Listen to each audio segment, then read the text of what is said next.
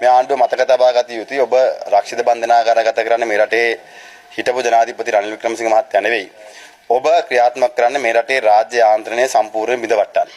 අද වෙනකොටත් පහළ මට්ටමේ නිලධාරී තීන්දුව తీරන ගැනීමේ බියක් තියෙනවා. මොකද උන්ට ආරක්ෂාවක් නැහැ. ඔය සිස්ටම් එක වෙනස් කරනවා කියලා ආණ්ඩුව බලාපොරොත්තු වෙන්නේ සිස්ටම් එක වැඩ නොකර තියන්න. මොකද මේ සිස්ටම් එකේ වැඩ කරනවා නම් මේ තියෙන නීති ප්‍රතිපාදන මේ ක්‍රියාදාමයට අනුකූල වැඩ කළ යුතුයි.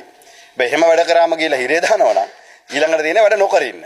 අර മന്ത്രിවරු මහජන දින වලට යන්න නැතුව ඉන්න.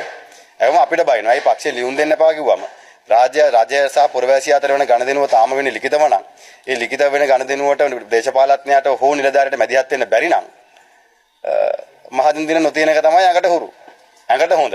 ඒ හින්දා අද JVP එක මතක තබා ගත යුතුයි. මේ කරන වැඩපිළිවෙල තුල සමන් අර 80ට 89 ආයුධ අරගෙන රාජ්‍ය විනාශ කරන්න දරපු උත්සාහය අද ඔබ රාජ්‍ය බලය අරගෙන ප්‍රජාතන්ත්‍රවාදීව පුටුවේ වාඩි වෙලා රාජ්‍ය බිඳවැටීමක් කරන්නේ.